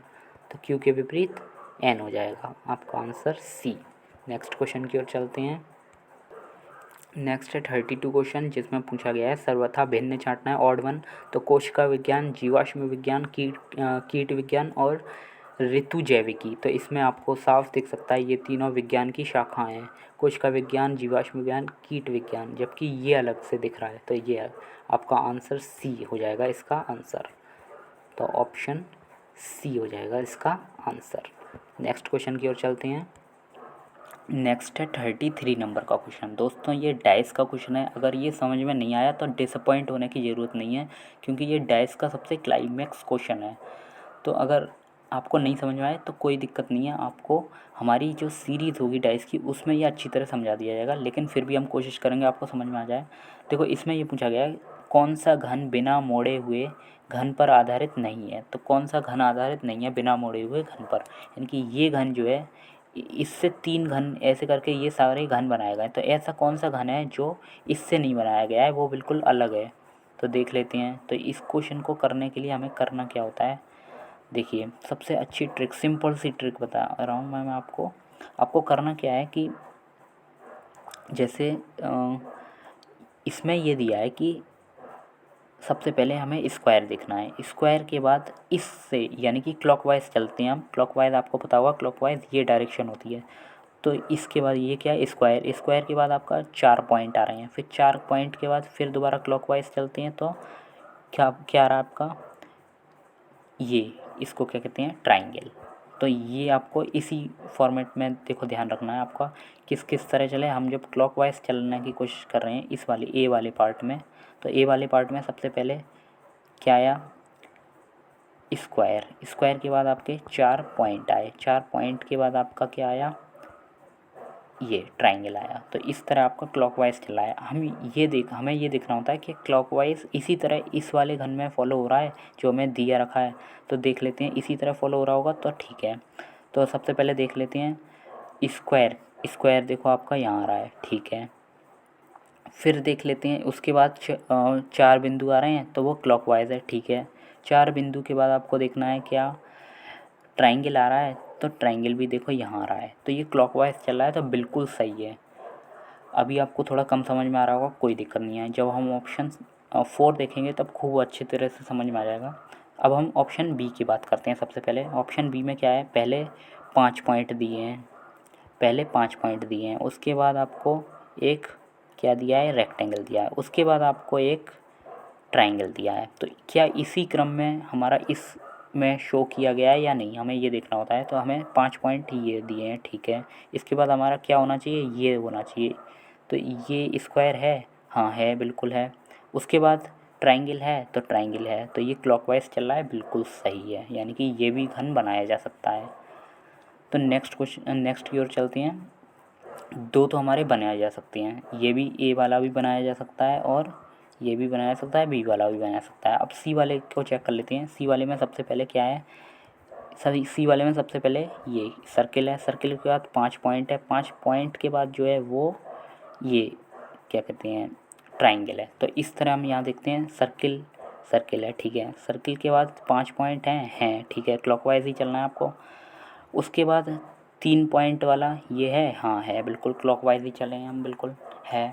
तो सी भी बनाया जा सकता है। अब 4 को चेक कर लेते हैं, तब आपको असली ट्रिक समझ में आएगी कि क्या आखिर हो रहा है, क्लॉकवाइज और एंटी क्लॉकवाइज का ड्रामा क्या है ये। तो यहाँ से आप 4th वाला ऑप्शन चेक कर लेते हैं। फोर्थ वाले में देखो आप यहाँ देखना है 4 पॉइंट हैं, ठीक है। 4 पॉइंट के बाद आपका क्लॉकवाइज चले तो ये क्या होना चाहिए, स्क्वायर होना चाहिए। उसके बाद क्लॉकवाइज चलें तो हमारा क्या होना चाहिए, ट्राइंगल। एक सेकंड, इसको अच्छे से समझना है चौथे क्वेश्चन को। तो देख लेते हैं यहाँ से। सबसे पहले हमारा 4 पॉइंट होने चाहिए, उसके बाद हमारा ये क्या कहते हैं, स्क्वायर होना चाहिए, उसके बाद हमारा ट्राइंगल होना चाहिए। तो ये क्लॉकवाइज इस तरह हमें चलना है अपने क्वेश्चन में। तो एक सेकंड, हाँ, तो इसमें हम देख लेते हैं 4 पॉइंट हमारे कहाँ हैं, ये हैं 4 पॉइंट हमारे, ये हैं। इसके बाद हमारा क्या होना चाहिए, ट्राइंगल होना चाहिए, क्योंकि क्लॉकवाइज हम चल रहे थे, क्लॉकवाइज में ट्राइंगल है हमारा, सॉरी ट्राइंगल नहीं, क्लॉकवाइज के बाद हमारा ये स्क्वायर है। तो क्लॉकवाइज के बाद हमारा स्क्वायर ना तो यहाँ, अगर ना तो यहाँ स्क्वायर है ना यहाँ स्क्वायर है, हमें तो एंटी क्लॉकवाइज चलना पड़ता है। यानी कि ऐसे चल रहे थे, लेकिन इस चित्र में जैसे यहाँ देखें तो यहाँ हमें ऐसे चलना पड़ रहा है, तब जाके हमें स्क्वायर मिल रहा है। लेकिन 4 के बाद हमें, जब हम इसको देखते हैं, प्रारूप को देखते हैं, तो हमें इस तरह एंटी क्लॉकवाइज चलना पड़ा है, तब हमें स्क्वायर प्राप्त हो रहा है। तो इसलिए ये नहीं बनाया जा सकता, क्योंकि सभी में क्लॉकवाइज फॉलो हो रहा था, इसमें एंटी क्लॉकवाइज और क्लॉकवाइज, यानी कि विरोधाभास मिल रहा है। नहीं समझ में आया तो 1 मिनट आप यहाँ रखो, देखो ध्यान से समझना है। हमें क्लॉकवाइज चलना है, सबसे सिंपल क्लॉकवाइज चलने के लिए जो 4 पॉइंट है सबसे पहले, उसके बाद क्या है क्लॉकवाइज में, उसके बाद रेक्टेंगल, उसके बाद ये ट्राइंगल, ठीक है। उसी तरह यहाँ होना चाहिए। देखो 4 पॉइंट हैं, 4 पॉइंट हैं, चलो 4 पॉइंट बना लिए। उसके बाद यहाँ क्या है, यहाँ तो क्लॉकवाइज चले तो क्या है, सर्किल आ रहा है, फिर उसके बाद ट्राइंगल आ रहा है, तो ये बिल्कुल गलत हो जाएगा। जबकि हमें क्या चाहिए इसमें, ये 4 पॉइंट के बाद हमें क्या चाहिए, हमें ये वाला चाहिए, यानी कि स्क्वायर चाहिए। तो स्क्वायर हमें, जब भी स्क्वायर की तरफ जाएंगे तो हम इस तरह मुड़ रहे हैं, यानी कि इस तरह मुड़ना पड़ रहा है हमें। लेकिन चौथे ऑप्शन में हम इस तरह मुड़ रहे हैं, यानी कि क्लॉकवाइज और एंटी क्लॉकवाइज, विरोधाभास, इसलिए ऑप्शन डी गलत हो जाएगा। आप इसको खुद से प्रैक्टिस करके देखना दोस्तों। रीजनिंग ऐसी चीज़ होती है, आप जितना ज़्यादा खुद से प्रैक्टिस करेंगे तो वही चीज़ आपके काम में आती है, और उसी से आप समझ सकते हैं, कोई आपको समझा नहीं सकता। नेक्स्ट क्वेश्चन की ओर चलते हैं। तो नेक्स्ट है 34th क्वेश्चन। दोस्तों हम आपको केवल हिंट दे सकते हैं और अच्छे से अच्छे समझाने की कोशिश कर सकते हैं, लेकिन प्रैक्टिस करना आपके हाथ में है। आप एकदम से क्वेश्चंस को देख के डरना मत। क्वेश्चंस को अगर नहीं समझ में आ रहा है तो बहुत सी चीज़ें ऐसी होती हैं, वो रेगुलर उसके टच में बने रहो तो आपको खुद ब खुद समझ में आने लगती हैं। तो ये भी उसी टाइप के क्वेश्चन है। अगर आप पहली बार देख रहे हैं तो आपको डरना नहीं है इसको देख के। तो चलते हैं नेक्स्ट क्वेश्चन की ओर, आप फेस करिए। तो नेक्स्ट क्वेश्चन में कहा गया है एक वस्तु का मूल्य, इसको एक सेकंड जूम कर लेते हैं, अब आपको साफ विजिबल होगा। तो 34th क्वेश्चन में क्या कहा गया है, 34th क्वेश्चन में क्या कहा गया है, एक वस्तु का मूल्य 15% बढ़ाने से और नए मूल्य को भी 15% और बढ़ाने से वह मूल्य डैश के बराबर हो जाएगा, यानी कि उस मूल्य में कितने की वृद्धि हो जाएगी। तो ये देख लेते हैं। देखो जब भी आपका इस तरह का क्वेश्चन आए तो आपका एक फार्मूला होता है, एक वस्तु का मूल्य 15% बढ़ाया, फिर दोबारा उसी में भी, जैसे अगर 100 में अगर आप 15% बढ़ाएंगे तो 15% बढ़ाने के बाद आपका कितना हो जाएगा 115, फिर 115 को भी अगर आप 15% बढ़ाएंगे तो ये आपके लिए कैलकुलेशन वाली बात हो जाएगी, तो कैलकुलेशन करके देखना पड़ेगा। तो इसी को अगर कैलकुलेशन से बचना है तो एक फार्मूला सिंपल सा है, तो वो इसी जो इस क्वेश्चन में पूछा गया है। तो अगर x% बढ़ाया गया है, फिर दोबारा कोई परसेंट बढ़ाया गया है, तो जैसे x% बढ़ाया फिर y% बढ़ाया है, तो आपका ये फार्मूला है x plus Y plus X Y upon 100। तो ये टोटल वृद्धि हो जाती है आपकी, जो भी वृद्धि हुई है। तो इसमें जैसे इस क्वेश्चन की बात करें तो इसमें आपका क्या कहा गया है, देखिए सबसे पहले फार्मूला समझते हैं, उसके बाद बढ़ते हैं आगे। अगर आपका पहले x% बढ़ा है, फिर y% बढ़ा है, भले वो सेम हो या अलग अलग हो, हम फार्मूला ये यूज़ करते हैं। x% बढ़ा है तो y% बढ़ा है, तो रिजल्टेंट यानी कि परिणामी वृद्धि कितनी हुई, तो ये फार्मूला जो है वो परिणामी वृद्धि का है, नोट कर लेना, मैथ में भी यूज़ होता है इसका, परिणामी वृद्धि। तो वृद्धि कितनी की होगी, तो वो फार्मूला है x plus Y plus X Y upon 100। तो ये फॉर्मूला है सिंपल सा, तो इसको हम लगाते हैं। तो लगाते हैं सिंपल ट्रिक से। तो परिणामी वृद्धि पूछा है इस क्वेश्चन में, तो देख लेते हैं। तो पहले 15% बढ़ाई, तो फॉर्मूला सबसे पहले लिख लेते हैं, X plus X Y upon 100। तो पहले 15% यानी कि एक्स की जगह में 15% लिखना है, प्लस दोबारा उसने 15% बढ़ाई उसी में, तो हम इसको भी वाई भी 15 है, प्लस 15 प्लस एक्स कितना है 15 मल्टीप्लाई वाई कितना है वो भी 15 है अपॉन 100। तो फार्मूला लगा दिया हमने सिंपल सा। तो इसको सॉल्व कर लेना है। देखो यहाँ से 15 और 15 कितना हो गया 30, प्लस 15 का जब 15 में मल्टीप्लाई करोगे तो 225 अपॉन 100 का 100। तो इसको सॉल्व कर लेना है। 30 प्लस 2 पॉइंट हटते हैं, तो आपको पता होना चाहिए जब भी 2 पॉइंट हटाते हैं तो 2 डिजिट बाद पॉइंट आ जाता है। तो 5 और 2 इसके बाद पॉइंट यहाँ लग जाएगा, तो यानी कि 2.25। उसके बाद सॉल्व कर लेना है आपको। इसका आंसर क्या होगा, 30 में जब 2 ऐड करोगे तो 32.25 का 25, तो 32.25 इसकी रिजल्टेंट वृद्धि हो जाएगी। तो इसका आंसर क्या हो जाएगा देखते हैं, 32.25, यानी कि ऑप्शन नंबर ए करेक्ट हो जाएगा। चलते हैं नेक्स्ट क्वेश्चन की ओर। नेक्स्ट क्वेश्चन में पूछा गया है आपसे, टुकड़े, इतने सारे टुकड़े दिए हैं, इससे कौन सी आकृति बनाई जा सकती है। तो इससे कौन सी आकृति बनाई जा सकती है, देखो आपके 3 तो स्क्वायर दिए हैं, पहला ये वाला, दूसरा ये वाला और तीसरा ये वाला, तो 3 तो आपके स्क्वायर दिए हैं और एक इस टाइप का दिया है जिसमें ये 4 भुजाएं हैं। तो देखो इसमें सबसे पहले 3 स्क्वायर बोले हैं, ट्राइंगल, 3 ट्राइंगल दिए हुए हैं, ये तीनों ट्राइंगल्स हैं और ये अलग है, ये 4 भुजा वाला है। तो हमें 3 ट्राइंगल्स देखते हैं, 3 ट्राइंगल्स किस में हैं। तो देखो इसमें एक ट्राइंगल ये हो गया, एक ट्राइंगल ये हो गया, लेकिन 2 ही ट्राइंगल है तो ये तो ऑप्शन कट गया। इसमें देखें तो 1 2 3 ट्राइंगल, लेकिन चौथा ये अलग है। तो ये ऑप्शन जो है ये थोड़ा हो सकता है, लेकिन ये बिल्कुल कट गया, क्योंकि ये जो चौथा वाला आकृति आपको ये दिख रही है, ये जो इससे है ये क्वाइट डिफरेंट, बिल्कुल अलग है, वो आकृति बिल्कुल अलग बन रही है। तो इसलिए ये ऑप्शन भी आपका कट गया, क्योंकि ये भी नहीं हो सकता, क्योंकि इसका ये चौथा वाला जो पार्ट है ना, ये बहुत मतलब कि अलग सा है, उसमें और इसमें ज़मीन आसमान का फ़र्क है, इसलिए ये तो हट गए 2 ऑप्शन। कौन कौन सा, सी और डी हट गए। नेक्स्ट 2 देख लेते हैं। तो इसमें इसमें ये जो आकृति है और ये जो आकृति है ये बन सकती है, ठीक है, ये दोनों बन सकती है इस वाली आकृति से। एक सेकेंड, हाँ, इस वाली आकृति जो थर्ड वाली है इससे ये वाली और इसमें ये वाली बन सकती है, ठीक है, इसको तो हमने मान लिया।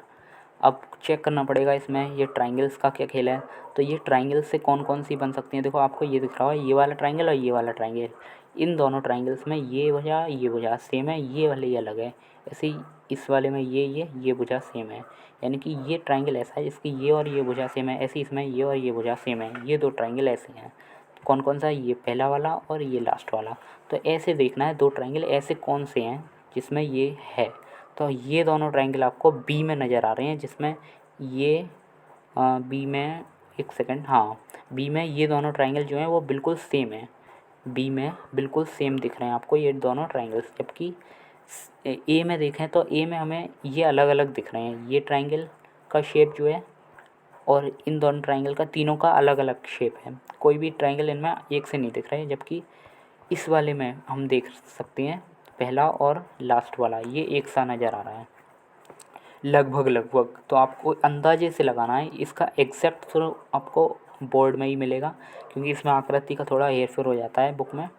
तो आप वैसे इस हिसाब से देखा जाए तो ऑप्शन बी ही करेक्ट लग रहा है। तो आपको अंदाजे से मतलब आपको इसका सेंस लगाना होता है, इसमें बिल्कुल सेम एग्जैक्ट तो कोई नहीं दे सकता है इसमें, लेकिन ऑप्शन बी ही करेक्ट है और ऑप्शन बी ही दिया है बुक में।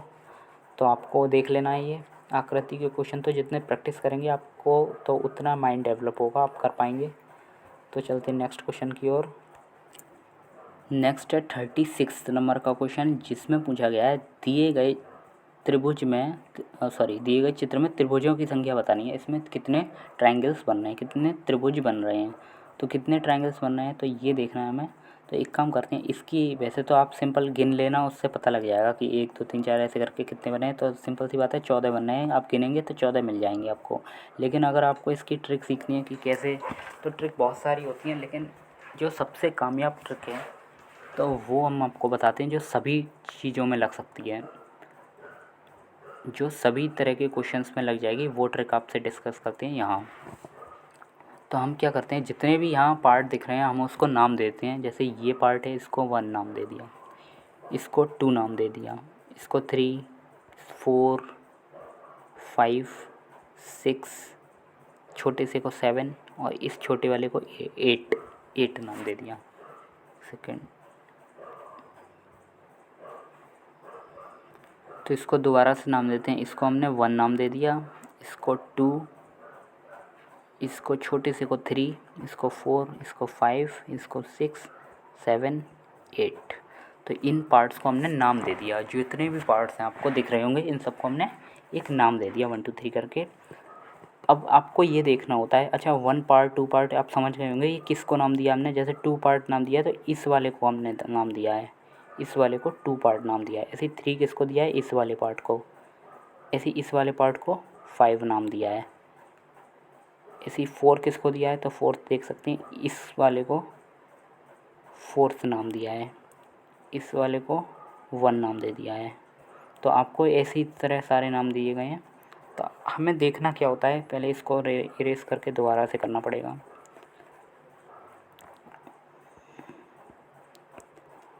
ठीक है, हम नाम दे देते हैं इसको 1 2, छोटे से को 3 4 5 6 7 8।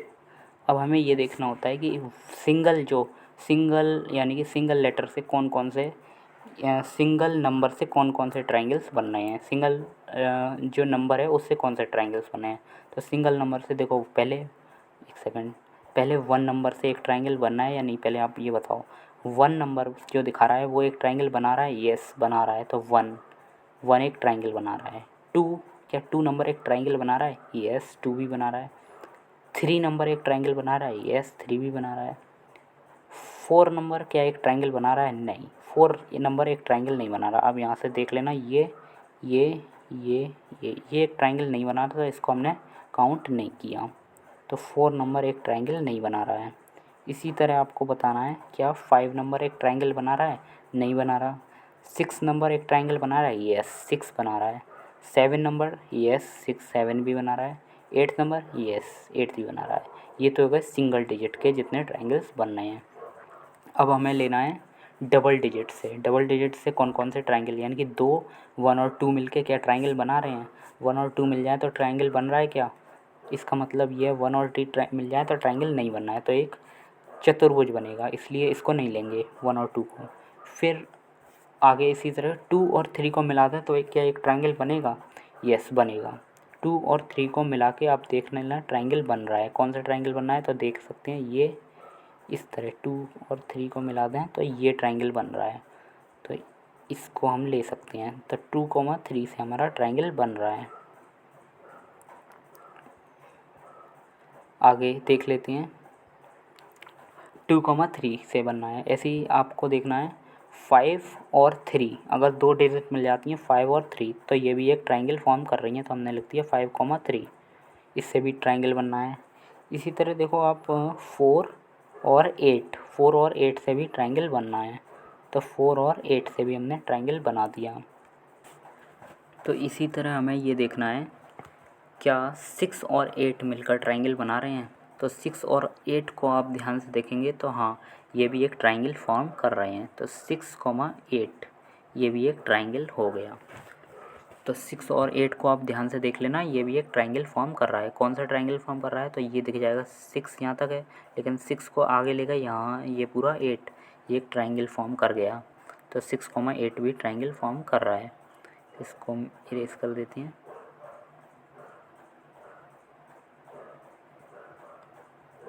नेक्स्ट हमें ये देखना है, ये सिंगल, सबसे पहले सिंगल नंबर से, फिर डबल नंबर से कौन कौन से ट्रायंगल बनाए थे वो देख लिए हमने, डबल नंबर से बन गए।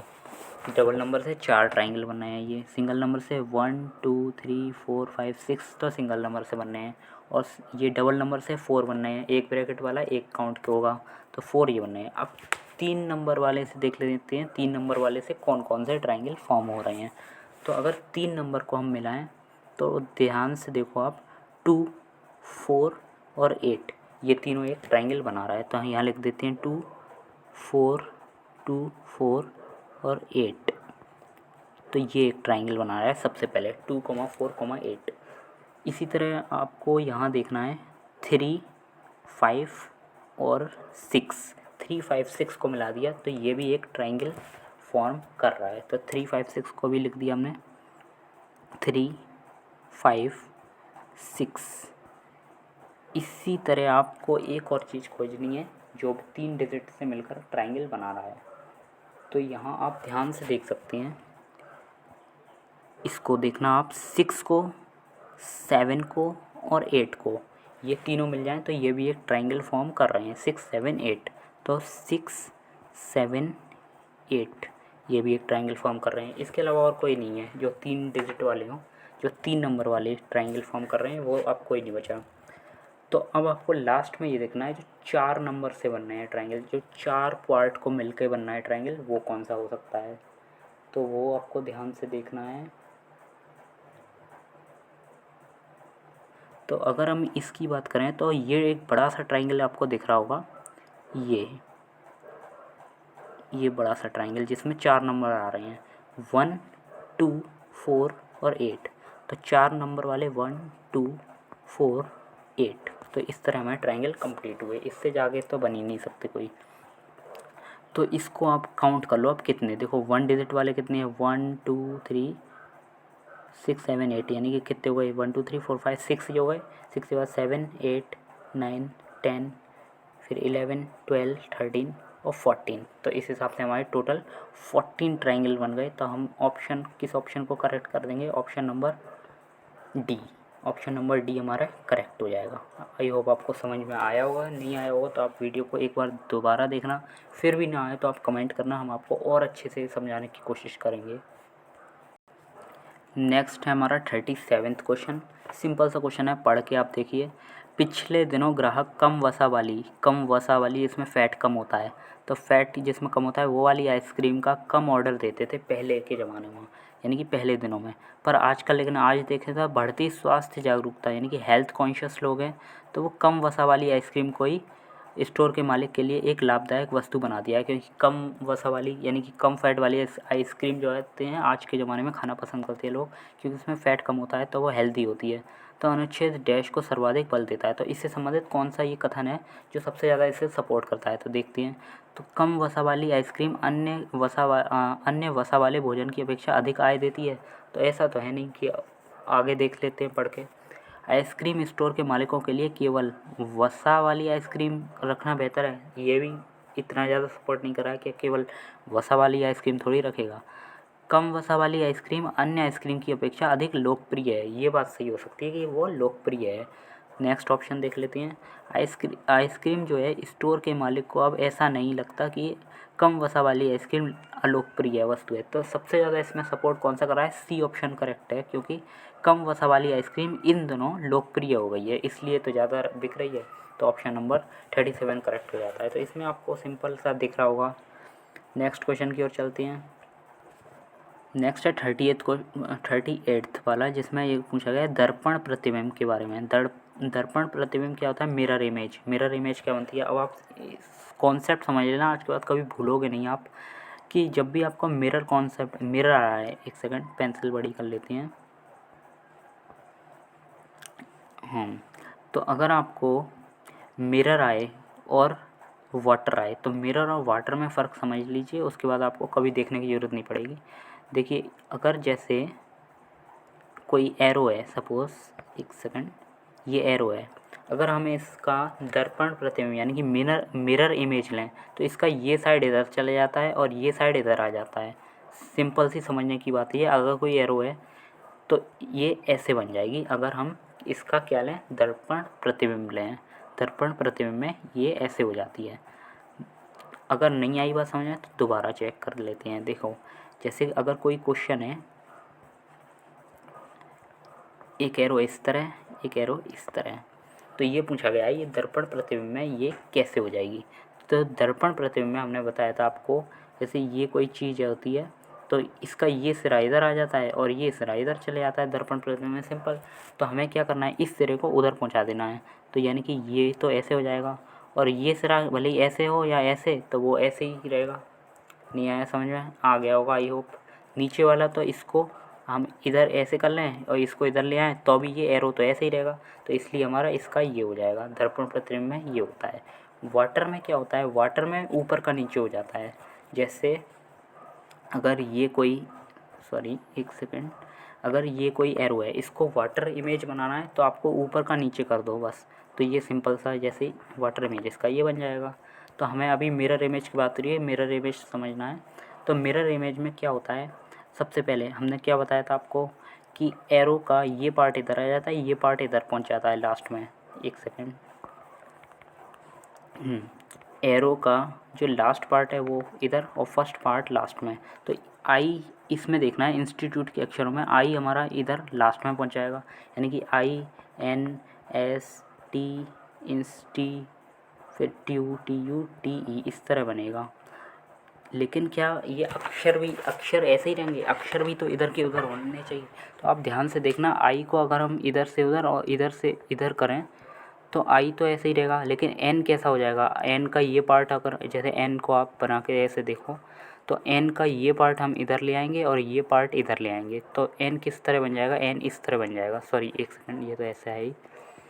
तो एन कैसे बन जाएगा आपका, अगर हम इसको ये आप ऐसे पेज पलट के देख लेना, या फिर एक जैसे नहीं समझ में आ रहा हो तो आप ऐसा करना, एन को बनाना और एन को थोड़ा गड़ा के बनाना, जैसे वो अगले पेज पे दिखाई दे। तो अगले पेज पे वो किस तरह दिखाई दे रहा है, तो वही होता है दर्पण प्रतिबिंब।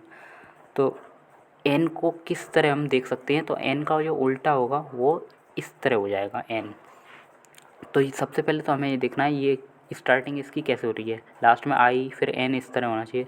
तो आपको ऑप्शन देखो आई एन इसमें दिख रहा है फर्स्ट वाले में, फिर डी वाले में भी आई एन दिख रहा है, लेकिन सी और डी में तो बिल्कुल अलग ही है। इसमें ई कहाँ से आ गया, ई तो आएगा ही नहीं। तो सी और डी तो आपके कट ही गए, इन दोनों में से देखना है हमें। अब लास्ट थर्ड वाला देख लेते हैं, एस जो है आपका, एस किस तरह हो जाएगा, एस उल्टा हो जाएगा। एस भी जैसे आई के बाद फिर आपका एन किस तरह हो गया था, एन इस तरह, सॉरी ये तो सीधा बना दिया। हाँ, एन किस तरह हो जाएगा आपका, एन इस तरह हो जाएगा। फिर एस भी उल्टा हो जाएगा। एस कैसे हो जाएगा, एस ऐसे हो जाएगा उल्टा। तो यानी कि एस किस तरह हो जाएगा, तो ये तीसरा जो अक्षर होगा वो एस आना चाहिए। एस किस में है, तीसरा अक्षर बी वाले में नहीं है एस, ए वाले में तीसरा अक्षर एस है, लास्ट से थ्री वाला देखना है। तो ए ऑप्शन इस तरह आपका करेक्ट हो जाएगा। नहीं आया, अब तो आ गया होगा समझ में। एक और बार समझ लेते हैं प्यार से। देखो आपको आई देखना है, आई है ठीक है, दूसरा एन होना चाहिए सेकंड लास्ट ठीक है, फिर थर्ड लास्ट एस होना चाहिए, तो वो ए में ही आ रहा है और किसी में नहीं आ रहा, इसलिए हमारा 38 वाला करेक्ट हो जाता है। तो इसके बाद नेक्स्ट क्वेश्चन की ओर चलते हैं। 39th क्वेश्चन में कहा गया है आरेख लाभ, लाभांश और बोनस में सर्वाधिक बेहतर संबंध दर्शाता है। तो आपको ये पता होना चाहिए, जब वो प्रॉफिट होता है, आपको कोई प्रॉफिट या लाभ हो रहा है तो उसी में से आप लाभांश देंगे, लाभांश भी लाभ में से देंगे, और उसी में से आप बोनस देंगे। नहीं आया समझ में तो चिंता मत करो, अभी आ जाएगा एक सेकंड में समझ में। आपको अगर कोई लाभ हुआ है दुकान में, आपको दुकान में कोई लाभ हुआ है, आपकी सपोज़ कोई दुकान है और आपने उस ग्राहक से आपके दुकान पे कोई काम करता है तो उससे कहा है आप 100 ग्राहक से ऊपर ग्राहक ला के दो हमें, तो हम आपको बोनस भी देंगे और प्लस तुम्हारा लाभांश तो है ही। जैसे अगर 100 रुपये हैं, 100 रुपये में से 25% तुम्हारा लाभांश वो तो मिलेगा ही मिलेगा। उसके अलावा आपको अगर आप 100 ग्राहक से ज़्यादा बनवा देते तो 10% आपको बोनस भी मिलेगा। तो वो किससे दोगे, आपको जो लाभ होगा उसी से तो दोगे। यानी कि ये ऑप्शन लाभ के ही पार्ट होते हैं दोनों, बोनस भी और आपका लाभांश भी। 25% आपका लाभांश है जो आप अपने शेयर होल्डर को दोगे। यानी कि लाभांश क्या होता है, शेयर होल्डर को जो पार्ट दिया जाता है उसको कहते हैं लाभांश, यानी कि डिविडेंड। डिविडेंड आप 25% वो भी लाभ से दोगे और 10% जो बोनस है वो भी लाभ से दोगे। तो लाभ के ही दोनों पार्ट होते हैं, इसलिए सी ऑप्शन करेक्ट हो जाता है। आई होप आपको समझ में आया होगा। तो लाभ के ही जब दोनों पार्ट होते हैं तो इस तरह ऑप्शन सी करेक्ट हो गया। हम क्या दर्शा सकते हैं, ये जो सबसे बिगर सर्कल है ये तो लाभ है, इसमें एक सर्कल जो है वो लाभांश है और दूसरा सर्कल बोनस है, तो इसलिए ऑप्शन सी करेक्ट दिखा रहा है। नेक्स्ट क्वेश्चन की ओर चलते हैं। लास्ट क्वेश्चन है हमारा 40 नंबर का, जिसमें कहा गया है कि APRXS, इसमें ये जने हैं 6 जने APRXZ एक पंक्ति में बैठे हैं। पंक्ति मतलब इस तरह का एक पंक्ति है उसमें बैठ गए हैं। S और Z केंद्र में है। अच्छा 6 जने की जगह 1 2 3 4 5 6, 6 जने की जगह इसमें ये कहा गया है A और P तो सिरों पर बैठे हैं, यानी कि सिरों पर यहाँ A हो सकता है या फिर P हो सकता है। इसी तरह सिरा दूसरा सिरा A या P, ये नहीं पता A किस सिरे पर बैठा है, लेकिन हमें इतना पता लग गया A और P सिरे पर बैठे हैं। यहाँ A और P इसके अलावा कुछ नहीं हो सकता।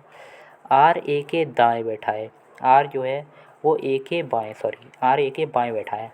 अगर हम A को मान लें A इस जगह बैठा है तो बाएं का मतलब क्या होता है, लेफ़्ट।